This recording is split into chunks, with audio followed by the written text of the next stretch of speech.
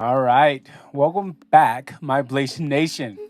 Guys, we have a wonderful, wonderful episode for you guys. As you know, me and Kamiko are building our boutique hotel in Belize, and a lot of our viewers have been asking, like, how do you start owning a hotel? Lucky for you, Davonne Reaves, who is the CEO of the Davonne Group and also a co-founder of Vesterr, a crowdfunding platform, she put together this whole series throughout the United States about how to become a hotel owner. And we were lucky enough to be able to catch both the New Orleans visit and the DC visit. And while we were at the DC visit, they filmed a podcast talking about how to have diversity in hotel ownership and the pathways and some of the barriers. And we were very honored to be able to be a part of that. Yeah, so we did some behind the scenes work with them. We set up 3 cameras. We did a nice little podcast. We weren't directly involved in the podcast, but there are some golden nuggets in here that we were so excited to bring to our viewers. Mm-hmm.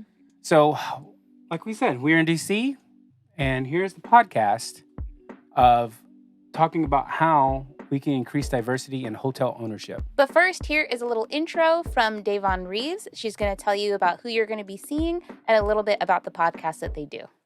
Hello, my name is Davonne Reaves. I am the co-host of Next Gen Lodging, as well as a co-owner of 3 hotels across 2 different states. And basically what Next Gen Lodging is a monthly podcast with myself, Omari Head, and Chris Henry, and we come together with different topics, just talking about the future of hospitality and where it is now from a Next Gen Lodging perspective. Today on this special take of our Next Gen Lodging podcast, Omari had the pleasure of interviewing Choice representatives at the Choice Hotel's headquarters. So in this episode, Omari Head, also known as the hip hop hotel broker, he transacted over $1 billion in hotels. And he met with Marcus Thomas, Jacquelyn Peterson, and Kenneth Townsend of Choice Hotels, and they talked about their diversity program and the push to increase the percentage of Black hotel owners and developers. Okay, so make sure you listen in. I think it's going to be a great episode. I hope you enjoy the episode. Make sure you follow us. We're pretty much on all social media channels and wherever you want to listen to your podcast. Greetings, I'm Omari Head, 1/3 of Next Gen and Lodging, broadcast with Hotel News Now. Excited to be here at Choice Hotels headquarters right here in North Bethesda, Rockville, Maryland, with some awesome guests here to talk about some things happening in equity and inclusion as it relates to hotel ownership, as well as the extended stay market. 2 places where Choice Hotels has been a leader. Right now I'm going to hand it on over to Ken. Hello everyone, I'm Ken Townsend, Regional Vice President of Choice Extended Stay Development, covering Mid-Atlantic, Northeast, and New England, and Ohio. I represent new construction, Woodspring, and Everhome, and we also have some convergent brands, Suburban Studios and Mainstay Suites. Good afternoon, good evening, wherever you are. Pleasure being here amongst these wonderful group of people. My name is Jacquelyn Peterson. I'm one of 3 directors with the SOAR program at Choice Hotels. SOAR is an acronym that stands for Supporting Ownership, Access, and Representation, and I specifically work with our women and veterans. Thank you. Awesome, thank you. Marcus. Hello, everybody. I am Marcus Thomas, one of 3 directors with Choice Hotels with our SOAR program. I am tasked to help usher in African American and Native American underrepresented minorities in owning hotels. Awesome. So here with the A team, folks doing some amazing work. And before we talk about getting into specific audiences, I want to talk a little bit about the extended stay market. Extended stay has been hot. It's been a very popular topic over the past year and a half. Post-COVID, it got to be the cool thing that everybody wanted to do. But you all were market leaders. Choice just opened up its 500th hotel, Yes, 500th extended stay property. So that's incredible. So what does that pipeline look like for you? Are you concerned about some new competitors? And how are you all staying sharp?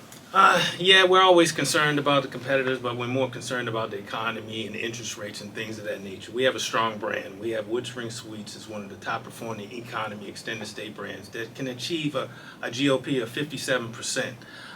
There are not a lot of brands in the extended stay segment that can achieve that. We have a low cost building, low-cost operating model.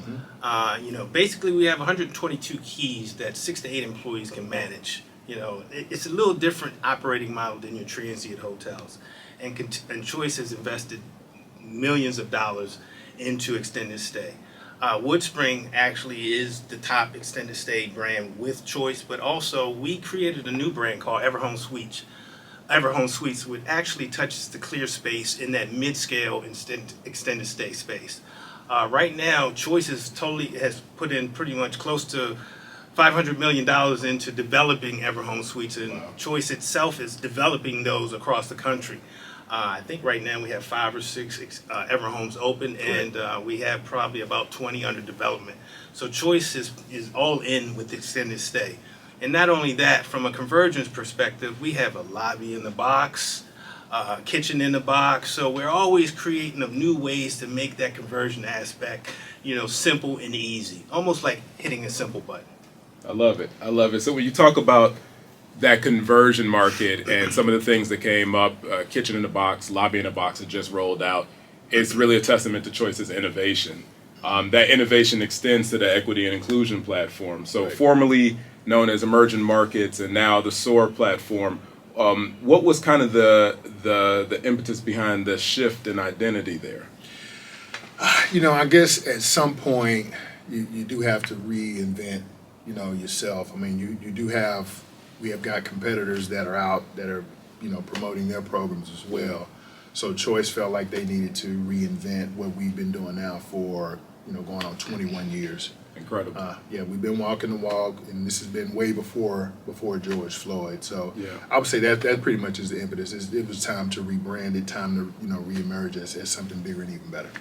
So with that new energy behind it, Jackie, with the audiences that you're serving, how have you seen those? Have you seen a shift in the inbound calls and people wanting to become Choice franchisees from the audiences that you serve? Absolutely. Specifically speaking to women and veterans, for sure. I would say definitely from a woman or female standpoint, we are the main decision makers in a lot of other areas. And so now stepping into the entrepreneurship role where we're reaching new heights, with the upcoming presidential election, could have our first female president. But, with that being said, we make a lot of decisions for our families, friends, financial aspects, things of that nature. And so we're now starting to emerge and step into a lot of the entrepreneurial roles. And from a veteran standpoint, definitely have seen the increase just because they're looking for what's next beyond the battlefield. So definitely from a culture standpoint, we want to thank them for their service, but we don't want you to just, hang it up at that point. We want you to continue to excel and reinvent yourself through the tour program. So Incredible. So since the relaunch of the SOAR program, have you noticed any trends kind of geographically where you're seeing a lot more interest for people looking to be franchisees or any specific product types? Yeah. Is it more so economy, upper mid-scale? What are you all seeing? Wow, man. So obviously the extended stay brands are taking off, new construction, conversion brands, and that's within the franchisee or prospective franchisees that we talk to. But oddly enough, we've seen an increase in that boutique niche type hotel area. So our Ascend brand has gotten a whole lot of attention. Kind of coming into the SOAR reinvent.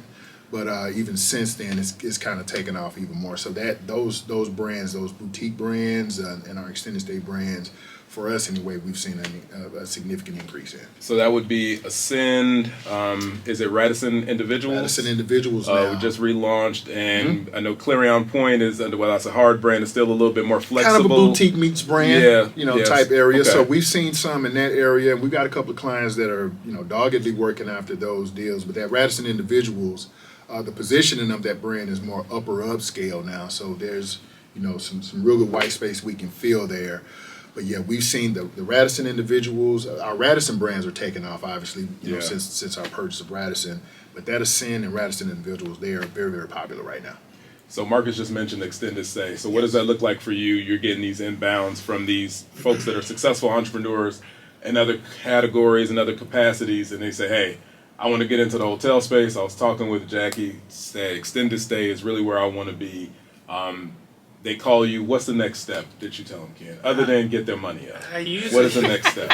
I usually work with a lot of experienced developers with new construction. But for those who are interested in getting into the space, I would recommend, a conversion opportunity.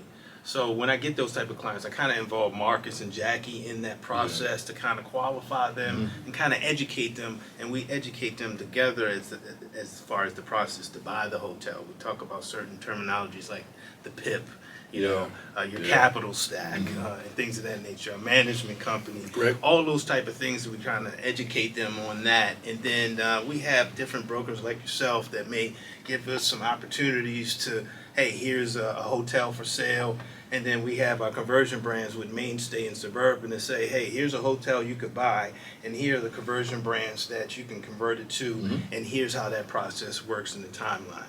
And then from that perspective, we try to get them in the game to purchase the first hotel and convert it to a brand. And then, I educate them on the timeline of new development, because new development, it can take from 2 to 3 years before you even see any type of revenue. 2 to 3 years before you can even break ground in a lot of situations. So it's a bigger pull of capital stack, and we want somebody that has that experience that can deal with the land site, entitlement, and things of that nature, to work through the municipalities, work with the GC, making sure there's no change orders. I mean, there's a whole component of things that you need to be aware of when you're developing new construction. So that's why I recommend them to go conversion, and then we graduate up to new construction, and that's how we work. Fun question, just off the top of your head. What's the shortest timeline you've ever seen or heard of from somebody identifying a site to cutting the ribbon and you all popping bottles? Oh, the shortest timeline to break ground on a new construction? Probably open. No, to open. I know a lot of people broke ground and then they broke their bank account. Right. So Stop the madness. Probably would say maybe 24 months. Wow. Okay. They were And cooking. that's quick. They were cooking. Yeah. It's No, usually, that's with no delays, right? yes, that's with no delays. Everything right. is perfect. It's sunny all year round, and no rain, and No snow. No bouncing checks. Yes, well, Good. yeah, those type of things, and making sure it's a lot into it with new construction. Making sure your soil is, doing a geotech, making sure there's no contamination in the soil, making sure the soil is compacted the right way where it can hold the hotel. It's a lot of components in new construction, but I probably would say 2 years. Wow, 2 years, the shortest timeline. So for those of y'all considering doing new construction, just keep that in line. Again, you might be able to do it quicker if you are Superman or have people working 24/7 around the clock, but that is what we're looking at right now. Construction costs have increased. So Ken just talked a little bit about what it means for conversion. So there are opportunities for folks to acquire existing hotels and give Jackie or Marcus a call and say, hey, I'm interested in doing this. What are some of the reasons, Marcus, why Choice might decline the opportunity to convert a hotel? Okay, so a reason why Choice would decline an opportunity, if the hotel itself is not a livable hotel or a hotel that can be utilized, that would be a good reason why they wouldn't. But I would say probably that's going to depend on the applicant and the franchisee and what they actually bring to the table, because they're going to be presented with a property improvement program, right? They're going to be presented with that PIP, and if that PIP, that's what they're going to need to bring that building up to, brand standard.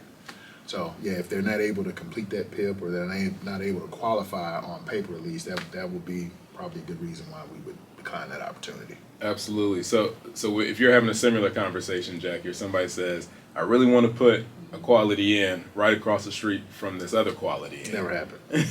Right. How do you explain that to a first-time potential franchisee as to why that might not work for Choice? Absolutely. So first, for starters, I never tell an applicant no. We just have to find the right opportunity for you. So I'll start with that. But Choice does have 22 brands, so we have a lot of room and area for growth. So I would say, to answer that question, the only time that we probably would decline is if it does not allow the company to continue to grow strategically. And when I say that, I mean by net unit growth. So with that being said, unlike some other franchise concepts, you're not going to see two qualities across the street from each other, because that's not going to allow the company to be successful. It's not going to allow you as a franchisee to be successful, and then it's just going to be a catastrophic hurricane per se, Yeah. right? And so with that being said, if you were interested in equality and there was equality on the other side of the street, we would definitely take a look at maybe 21 other brands that we could take a look at. Also, we will take a look at some of the other aspects as far as like demand generators and market doing the market research. Because for example, you may think that you want equality, and after you, to your point, look at the project in totality and underwrite it, you may see that that might not be your ideal project, especially for a first-time hotelier, because we do have more of a hand-holding approach where we want to help them, guide them to help them make that informed decision. So I always tell my mom when I'm sharing a little bit about what I do, I always say that we want to find the right people at the right time to make the choice, which is the right choice with choice, and allow them to soar to new heights. So we definitely take a look at the project in totality, and to your point, want to grow by net unit growth. So again, if it does not align with that, then that's probably the main reason why we would decline. But I won't tell you no, we'll just go on to another project, and then we'll get that yes. True that. And I want to add on to that, 3 letters, AOP, Yes. area of protection. And this is kind of industry wide with franchising. You're not going to build a quality inn right across from a quality inn. It's just it's not good business practice. So Unless each it's of those, then all bets are off. There's a lot of folks in Manhattan to fill both. If we those can justify qualities the up. demand. Yeah, but even then, just to your point, the area of protection in Manhattan Yeah. is not going to be similar to the area of protection in Dallas, Texas. Right. Your AOP in Dallas may be 5 miles, where your AOP in Manhattan may be 0.5 miles. Who knows? So it all depends on the market. It all depends on the assets, so on and so forth. So when we talk about, hey, how would Choice, get in on a deal, or how would Choice, not want to get in on a deal? It's going to depend on the deal. Makes It always sense. depends on the deal. Makes sense. So you touched on the right location, the right opportunity. So that sounds a lot about like the theories of revenue management, right? Correct. Which is right guest, right price, right booking channel, right time, right room product. All of those things are incredibly important. So when somebody's looking at Choice through that perspective, and you're having those conversations with a franchisee, with a prospective franchisee, how do you help shape how do you help guide them through that? So especially for you, Ken, like in the extended stay, if somebody goes into a market saying, hey, I really want to build a wood spring, but then the data comes back and says, hey, this can actually, there's a pretty rich RevPAR, and this might be more of an Everhome market. So what does that conversation look like in helping coach people along? Well, it's good that you mentioned data. Well, Choice is strong with our IT. We have a lot of resources to help support our franchisees, and what we have is a heat mapping score. So if you give me an address, I plug it into our Choice Maps in our heat mapping score, and it kind of grades that site, and it tells you what the traffic flow is, the population density, and other key point indicators to say, hey, here's a site, here's a starting point. It kind of gives you some of the demographics, demand generators. It says let's move forward or not move forward, depending on some of the key point indicators on that. And then from that point, we look at the site, we evaluate it. We bring in a management company, because I want to say that 70 to 80% of all of our wood springs are managed by a third-party management company. Yeah. So they're able to achieve that 57.7% GOP. So we introduce them to the lending aspect, a management company, a GC, architect. So we give them all the resources to help make them successful and make the best decision, And if it's a high RevPAR, that may be an opportunity for both a Woodspring and Everhome. You never know. Not to say that they need to be right on top of each other, but they can be 5 miles away. They can sometimes be a mile away. Yeah. We have a shared site concept also, where you may have a site that's large enough for both brands. We may have a shared site where you could put a Woodspring and you can do maybe possibly even a dual brand. I mean, we can create the best opportunity for that franchisee that works for their their goals. Whatever their Makes IRR sense. goals, their cash on cash goals, whatever their profitability goals are, we have a solution for it. So when you look at those heat maps and things like that, when you're talking about conversions, so what are some of the things, has there ever been a situation where you've looked at one, Jackie, and said, on paper this might not make sense, but there was still an opportunity to say that this does make sense because there's something that the data may be missing?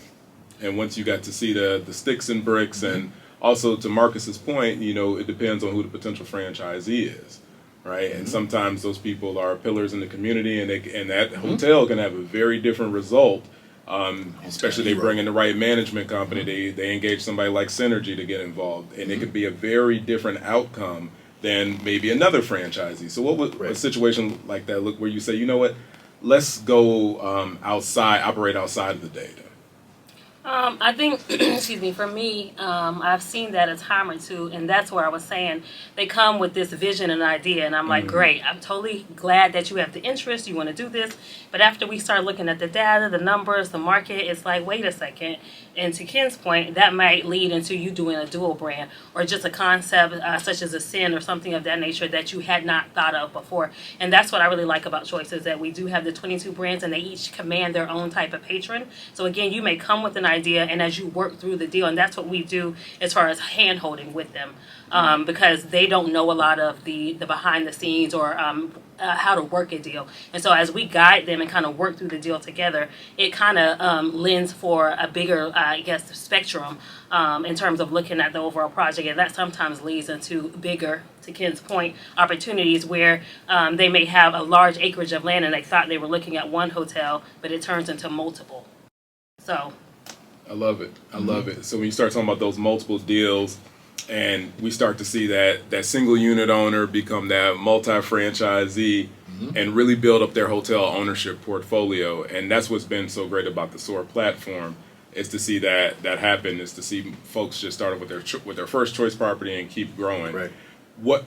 As more and more competitors start to come into this landscape, what are some of the things that you feel set Choice's SOAR program apart from some of the other ones? Wow, man, that is a good question. I would say it is the team that we have and the people that we have on the team. We are the only flag in the industry that has the dedicated team to do what we're doing. So we're boots on the ground, where someone else just may have the program, they may have the great acronym because they all sound good, and the purpose of it is all a great intention. But you have to have the people there to go talk to the people that are looking to get into the hotel industry. All of the people that follow you, that follow Davonne, they should know what the stats are with African American ownership in hotels. It's not a high number, but it's a number that all of us collectively are building up. Well, in my opinion, the number is so low is because we're not educated in that arena. We're not educated enough. So when we get to the table to do a deal, to what they were saying earlier, we may come to a deal with this great delusion of, I want to build a Radisson Blue, and I want to build a Radisson Blue in Mississippi. It's like, not that Mississippi is not a good market, but it may not be the right market in Mississippi to build a Radisson Blue. So there's a ton of education that we have to put into this a lot of times before we even get to the point where someone's ready to do a deal. And I love that. And you all, like you said, that dedicated component is crucial. And Choice has demonstrated that with its investment in human capital. So how many people are on the SOAR team? There's 3 directors, myself, Marcus, and then we have another counterpart. His name is Alex Montoya Valdez, and he is based out of Phoenix. And then we all report to our vice president, John Lancaster, who's also based out of Phoenix.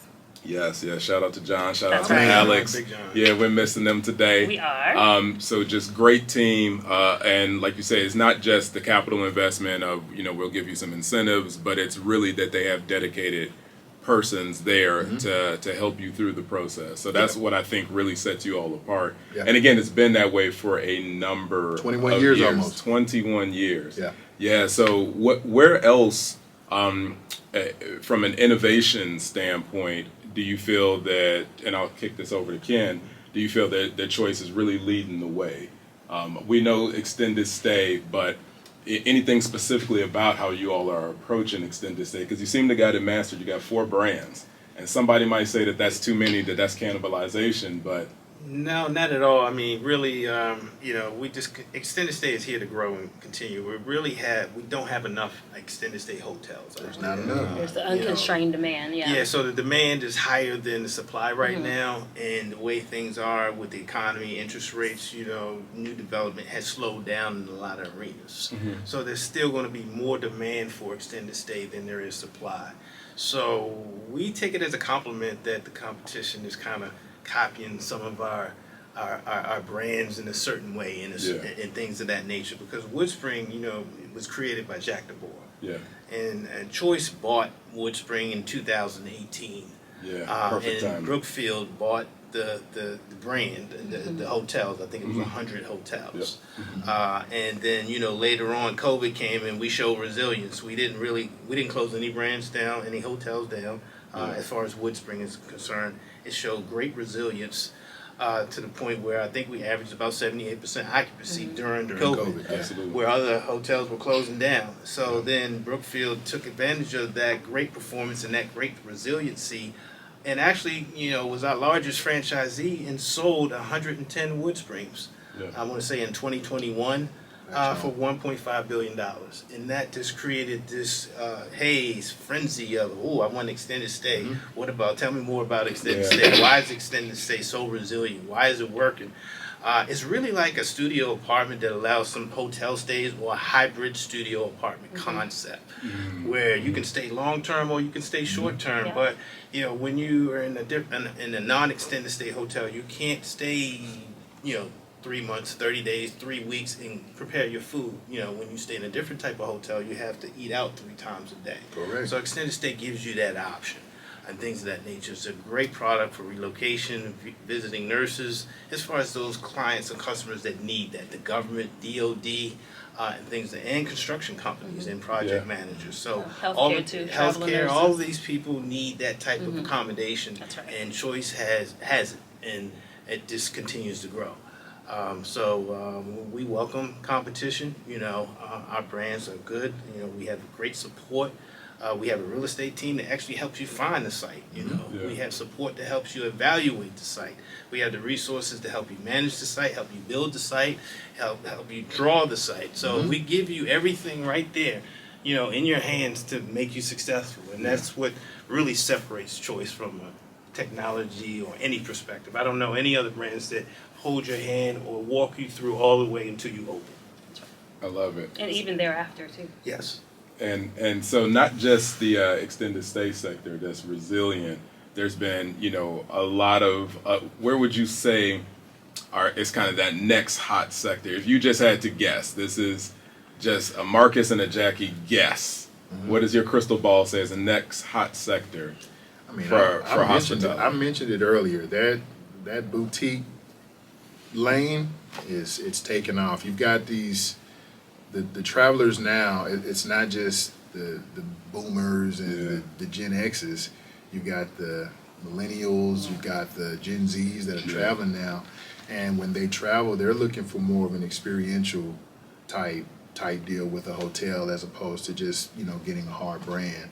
So one thing I can give about our people is we are some creative folks, man. We got flavor, we got style, we got swag, we got it. I mean, we're born with it. Absolutely. And we want to bring that to the hospitality industry through our vision in developing hotels.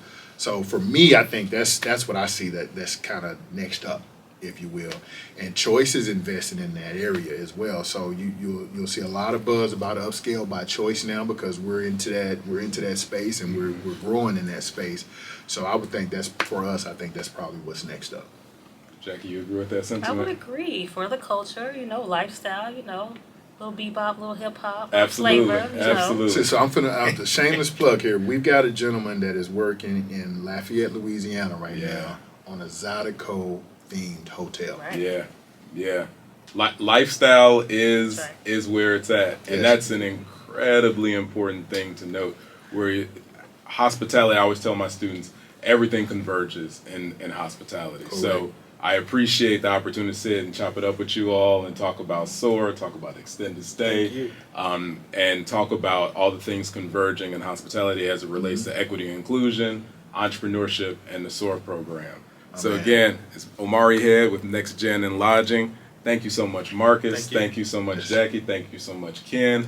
And thank you so much, Choice Hotels, for the opportunity to use this beautiful space. We appreciate it. And we'll catch you on the next episode of Next Gen and Lodging.